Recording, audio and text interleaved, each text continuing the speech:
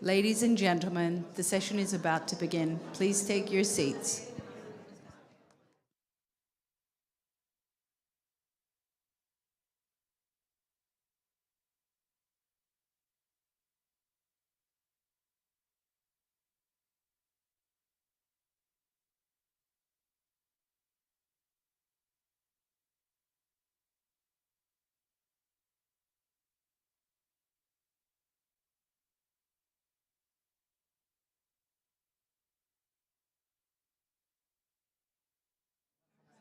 أهلا وسهلا فيك يا مرحبا طيبة.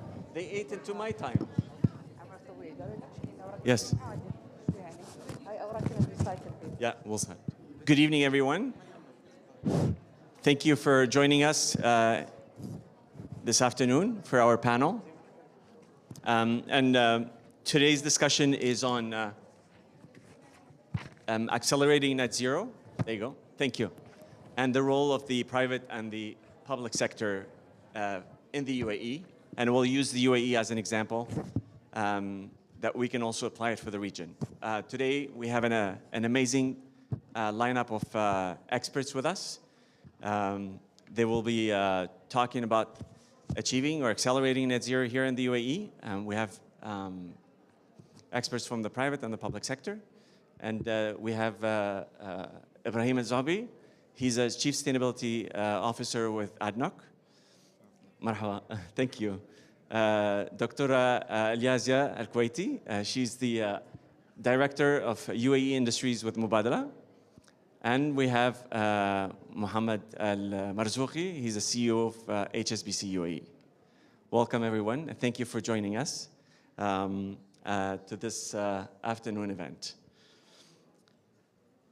So let me introduce our panel first. Let me, if I can switch this page. I'm not using paper, so we're net zero already. So Ibrahim Zabi is the Chief Sustainability Officer with ADNOC. In his role, Ibrahim oversees ADNOC Group's sustainability and climate strategy and performance, and also provides strategic directions for its environmental, social, and governance disclosure and reporting. Building on an extensive career in corporate sustainability, he was also Chief Sustainability Officer with one of the largest family business here, Majd Al Futtaim. Ibrahim authored How to Net Positive, a practical guide for companies embarking on their net positive journey. Ibrahim also serves on a number of global sustainability-related boards, including the UN Global Compact's regional network, and is the chairperson of the SDG Global Council for SDG 13. Ibrahim holds a Bachelor of Science degree in Civil Engineering from the Jordan University of Science and Technology. Ibrahim, welcome and thank you for joining us. Then we have Dr. Aliazia Ali Al-Kuwaiti, is the Executive Director, UAE Industries within Mubadala's UAE Investment Platform. In her role, Dr. Aliazia oversees the growth of the UAE's largest industrial companies. These companies specialize in key sectors such as metals, renewables, utilities, energy, and water desalination. Her 15-year tenure at Mubadala has been marked by a consistent record of high performance in various prominent roles, including leading the upstream and integrated investment in petroleum and petrochemical at Mubadala, and the midstream and upstream investments at IPIC. Dr. Aliazia leadership extends to various boards such as CPSA, OMV, the National Central Cooling Company, Tabreed, and the Abu Dhabi Fund for Development. Dr. Aliazia academic achievement includes a bachelor's degree in accounting and finance from Portobello College in Dublin, a master's degree in international business from the University of Wollongong, Dubai, and a PhD in business administration from the UAE University. Dr. Aliazia, thank you for being here today. And then our third expert, Mohammed Al-Marzouqi, is the Chief Executive Officer from HSBC UAE. Appointed HSBC UAE CEO in May 2023, Mohammed is a career HSBC banker whose wide experience since joining the bank in the UAE in 2002 spans retail, commercials, corporate, and investment banking, encompassing roles that have seen him lead coverages of some of HSBC's most important clients' relationships in the country. Mohammed was most recently head of Global Banking UAE, a role to which he was appointed in 2021, and in which his extensive local and regional knowledge has helped strengthen our strategic relationship across the Emirates, particularly with large corporate clients and government-related entities.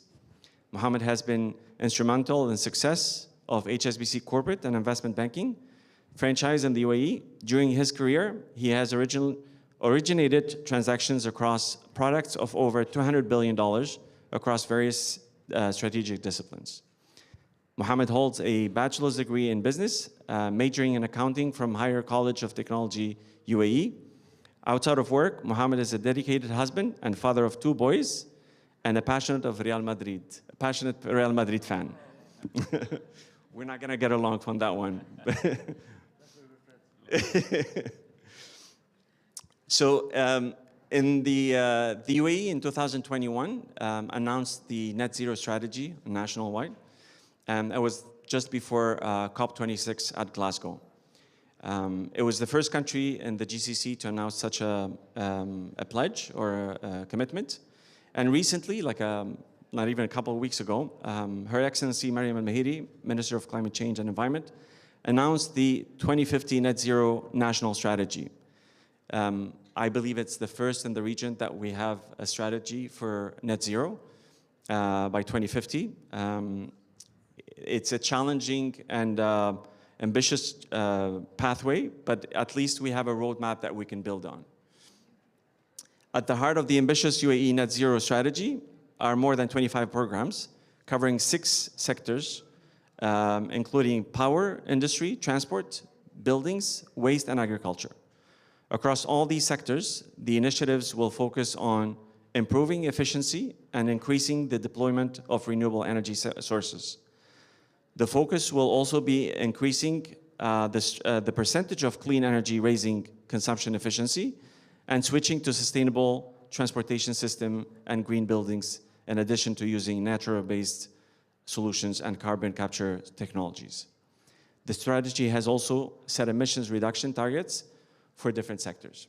And that's why today we have 3 experts from different sectors, from the private and the public sector. So I'll start with Ibrahim, as he leads ADNOC in terms of sustainability, and it's energy is one of the main focus in terms of net zero.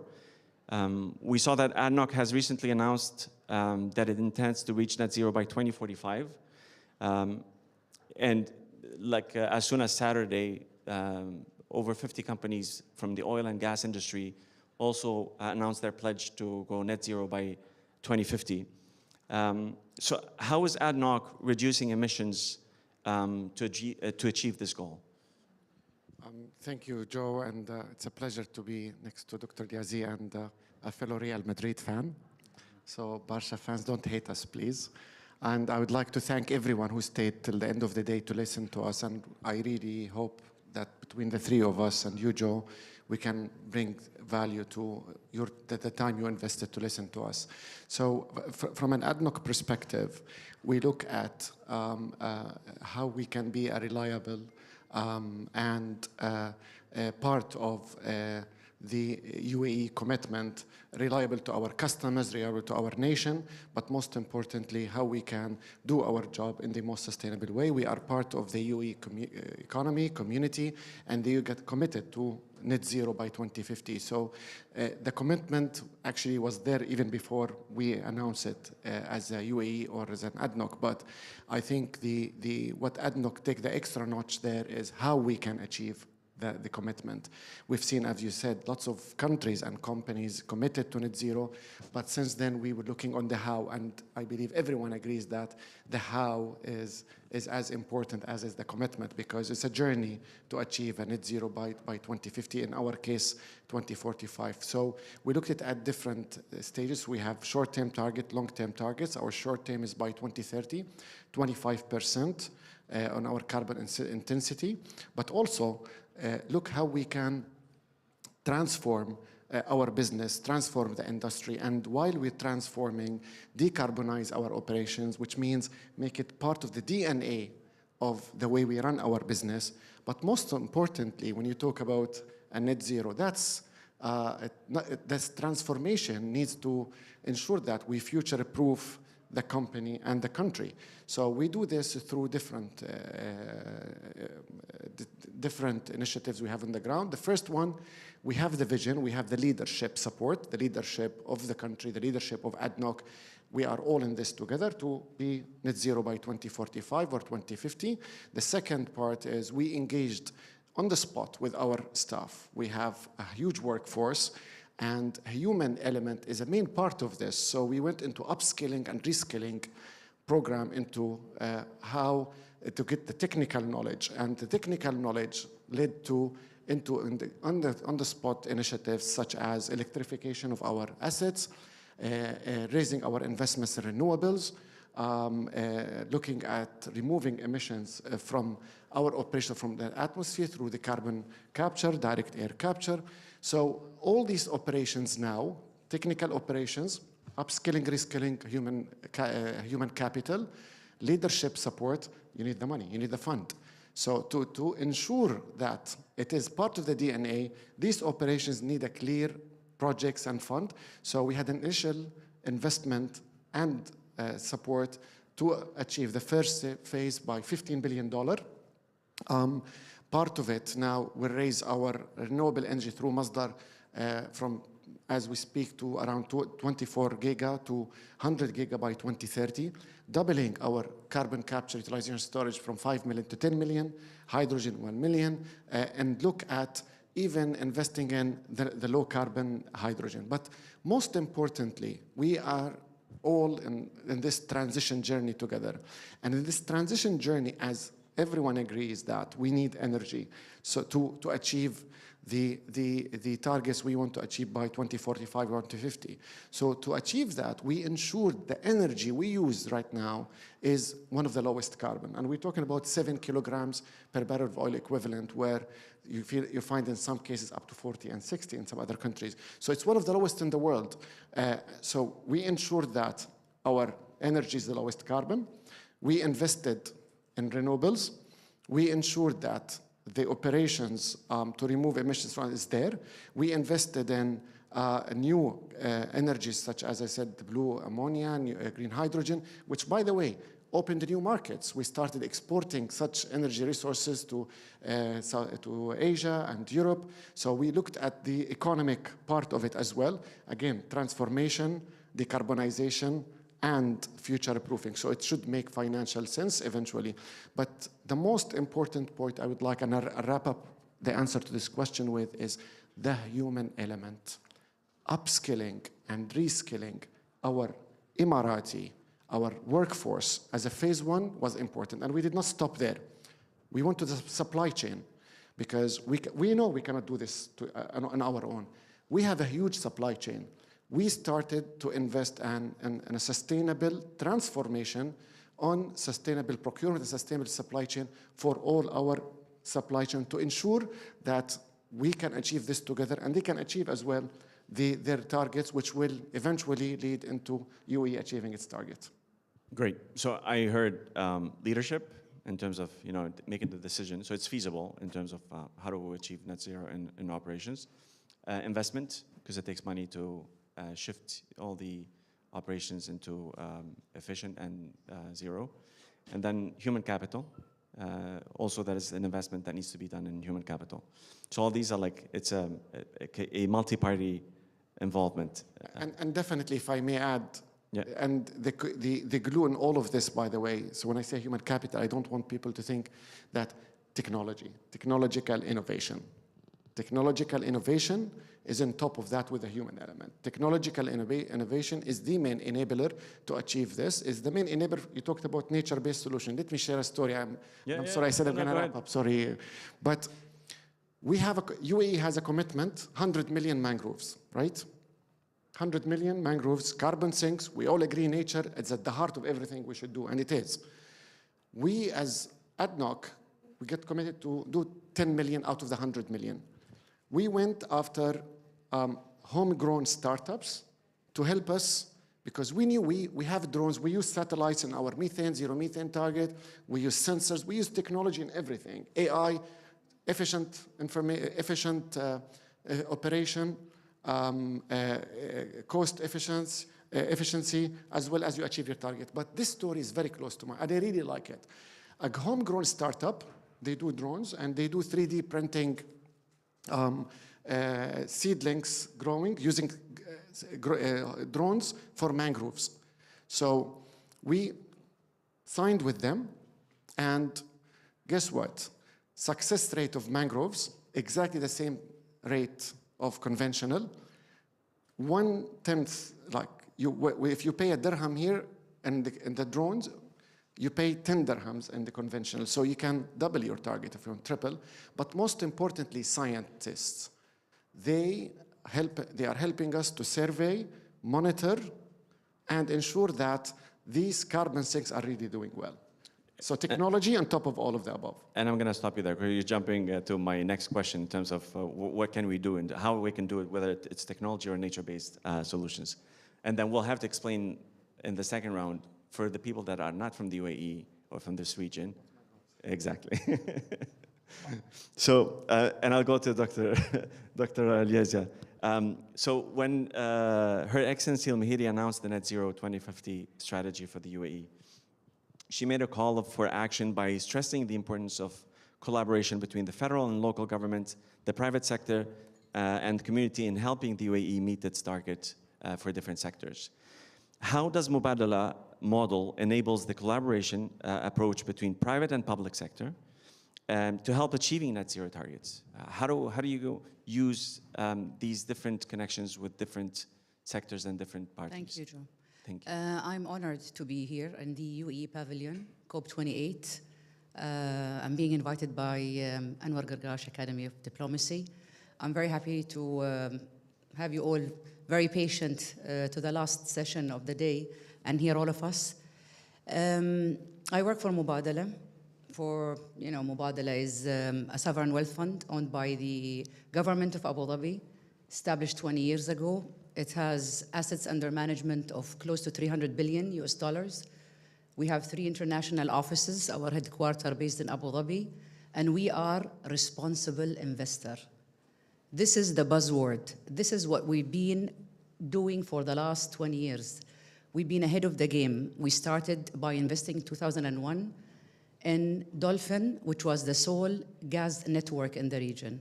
And today, gas is considered as the bridging fuel to the energy transition. And then by 2006, we had established Masdar, the leading in renewable energy, a global green energy growing to be a major with a very strategic ownership between Mubadala, Taqa, and ADNOC towards achieving 100 gigawatt of capacity by 2030 and deploying $10 billion US of capital towards that target. So yes, Joe, we're very much aligned with the vision, with the target set by the government of UAE towards net zero emissions by 2050. And we've been also working very closely with our partners, as partnership sits with the essence of our model. We've been having local and international partners. For example, one of our subsidiaries is the integrated Spanish oil and gas company, CEPSA, set in Madrid with international portfolio. We managed 2019 to sell around 40% to Carlyle Group, which is a private equity fund based in New York.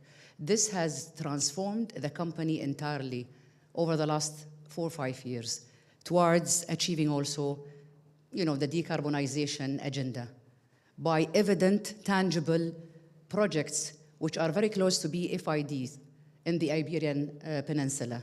Green hydrogen, biofuels, with also very progressive, let's say, trials of producing SAF, sustainable aviation fuel. And they have managed also to sign some sort of capacity to secure it for Etihad Airways. So do you see how international collaboration works? It's not just private and public sector within UAE, it's internationally. But again, Joe, what I wanted to draw everybody's attention here, it's very important that the tone sits at the top. So it's more of a top-down kind of a tone. So the governing authority in each country has to set the policies and drive them forward, because the private sector by nature is driven by achieving attractive commercial benefits and financial returns. So without setting the right regulatory framework, the right policies, and impose them at least, or we can test them voluntary at the beginning, but by imposing them, eventually this is how we can realize the strategy. And I see a group of four let's say, segments, that they should work together. Governments, because they drive policies, then shareholders of large industrial corporations, because they manage substantial amount of wealth, as well as they own and develop technology through their innovative centers, and they have the expertise and the know-how and the international reach. The third group is the financial institutions like Mubadala, HSBC, and others, who providing the capital that enable that transaction to take place. And the fourth group is influencers and youth, because they have a voice. And COP28, I've seen around the largest population, of young people being heard, being actively involved in serious discussions about the future they'll be part of. So I think among this group, that collaboration can become a reality between private and public sector. I will come later to more examples from Mubadala. Great, thank you. Thank you for highlighting that. And I'll go to Mohammed. Mohammed, we heard in both experts before you, they mentioned money. Money is, the capital is needed, and the capital can accelerate the transition. I'll ask you, what is HSBC doing here at COP28? Are you part of this conversation? Definitely. So thank you very much again for the invitation. Understand that we have members of the Academy, Anwar Gargash Academy, and I learned this a new term, climate diplomacy. I need to Google that. So well, back to what Ibrahim said about ADNOC and Al-Yazia, about what they are doing with Mubadala and Mubadala subsidiaries. HSBC's role is quite simple, but complicated. I'll explain. We are actually enablers, right? Our role is to support the progress that a company like ADNOC or Mubadala would like to do here and their journey to net zero. Ibrahim referred to mangroves. We've committed $4 million to the plantation of mangroves over the next 7 years. Sorry, I'm going to interrupt you. Are you doing the plantation, or you're financing somebody else who does the plantation? That went to the local government, so okay. They'll do it through the drones and probably some of the conventional methods that they do have in place. Liazia referred to sustainability framework and all of that.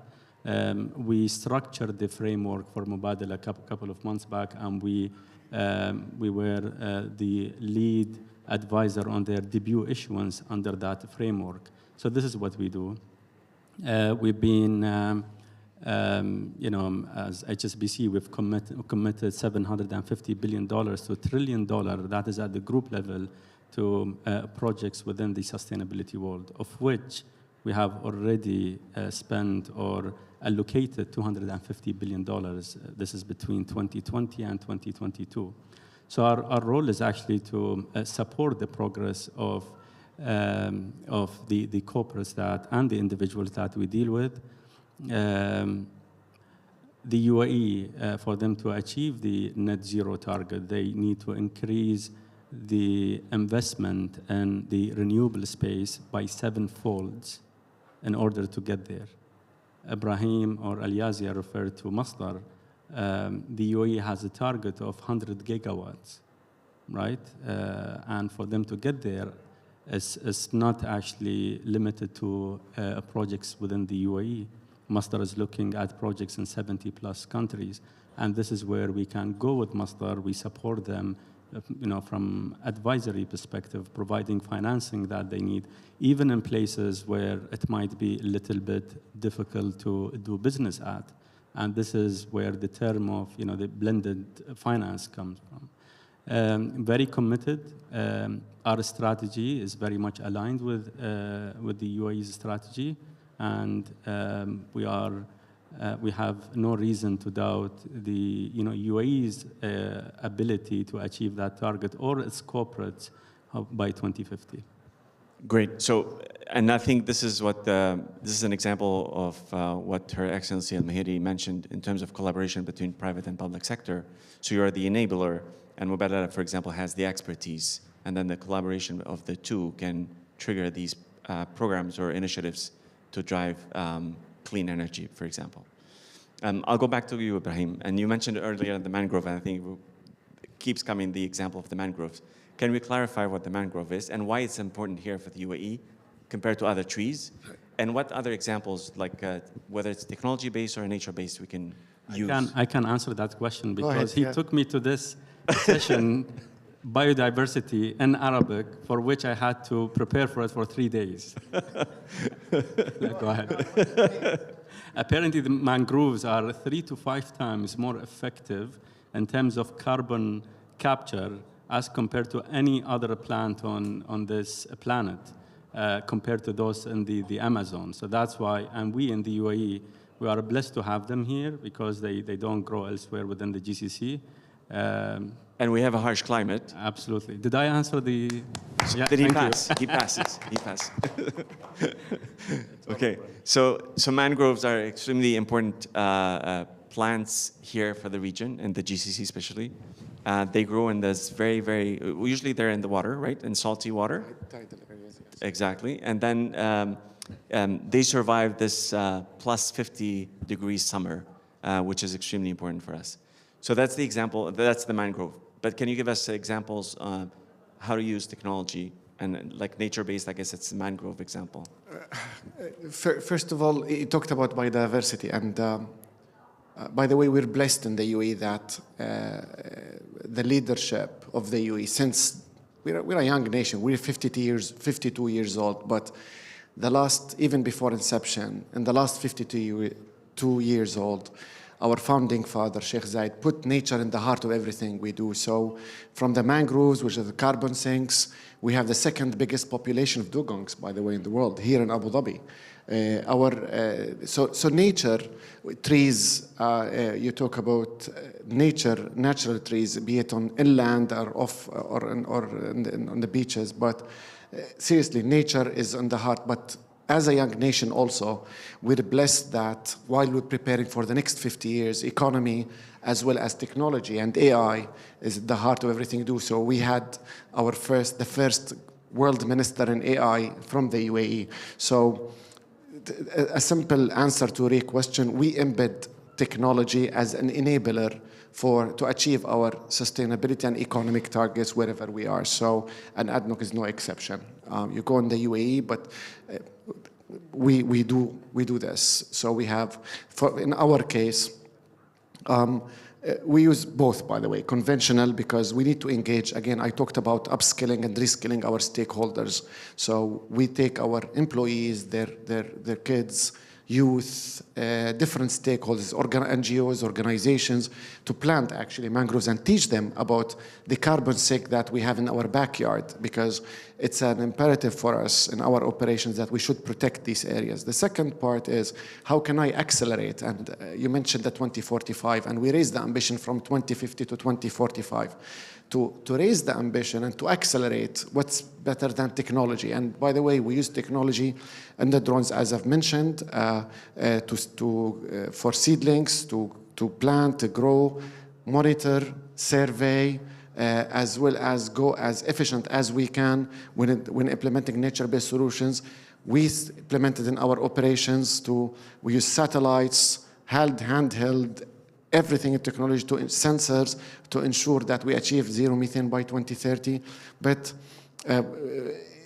we do a lot of projects, and again, we have a lot of scientists, by the way, in our teams, and in our operations, be it for flora and fauna, we use the technology to ensure, one, there's a preservation, and the second part, there is an acceleration and enhancement of growth, be it in fauna or flora.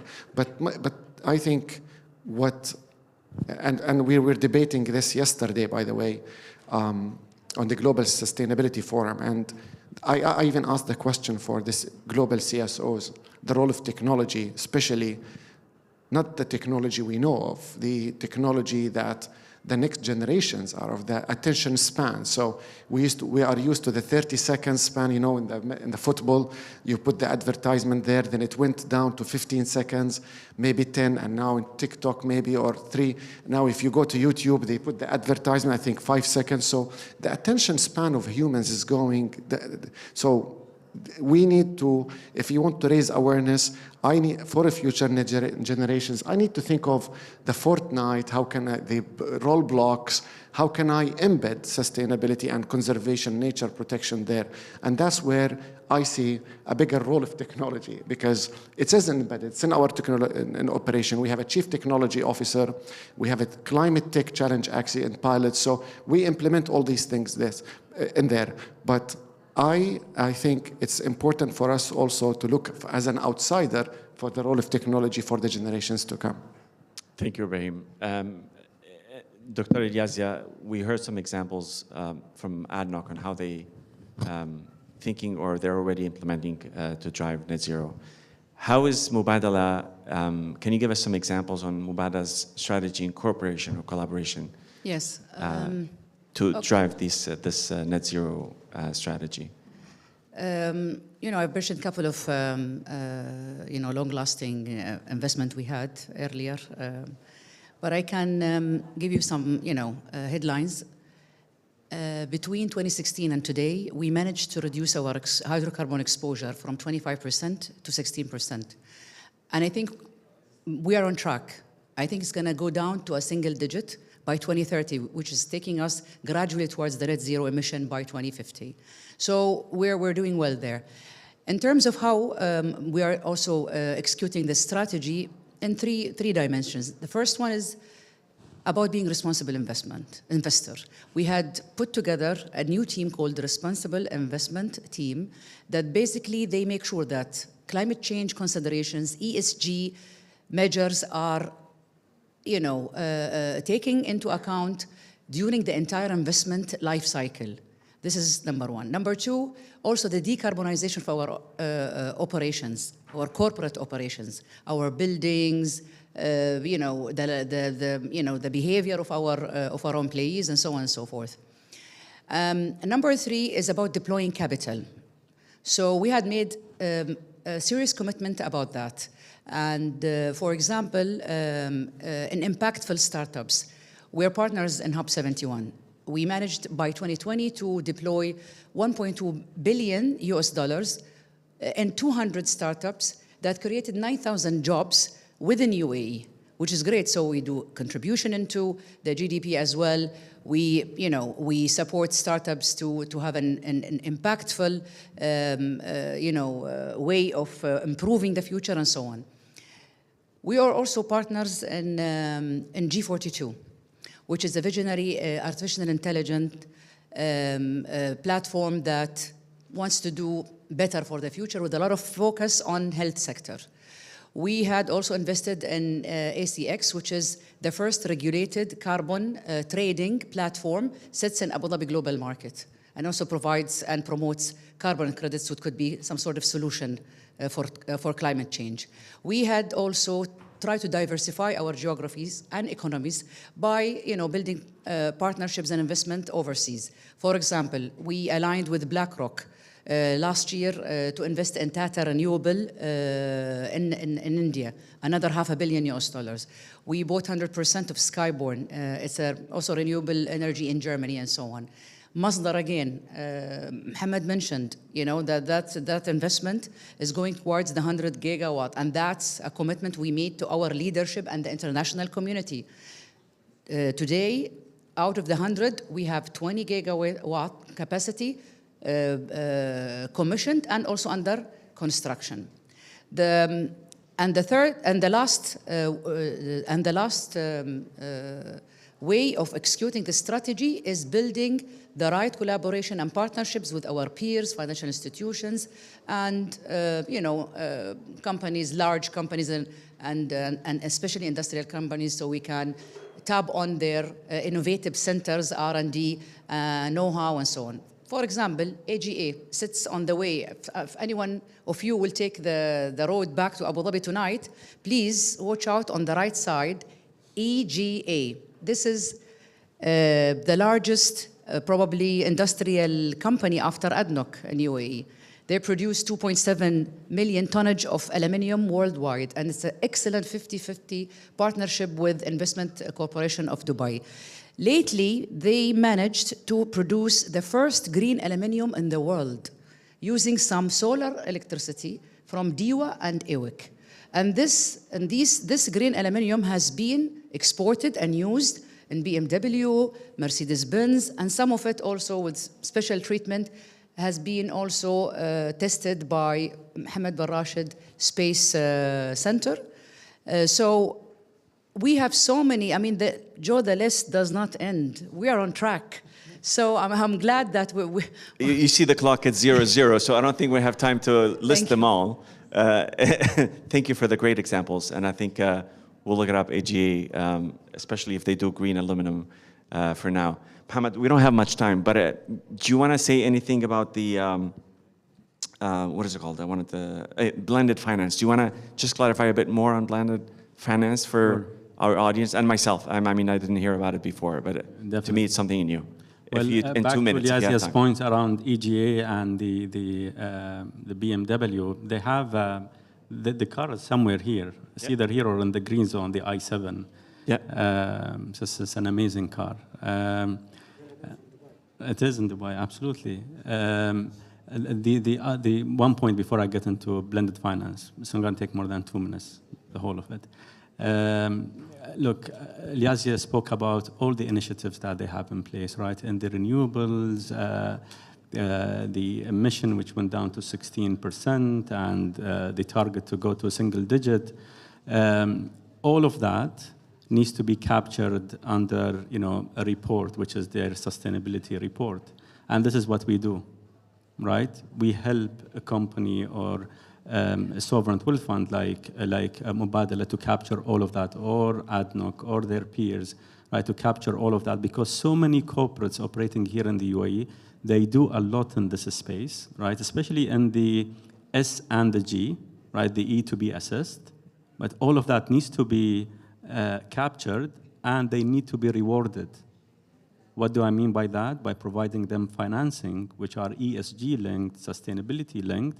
If you achieve certain KPIs, right, then you will have incentives from, the interest rate impact and all of that.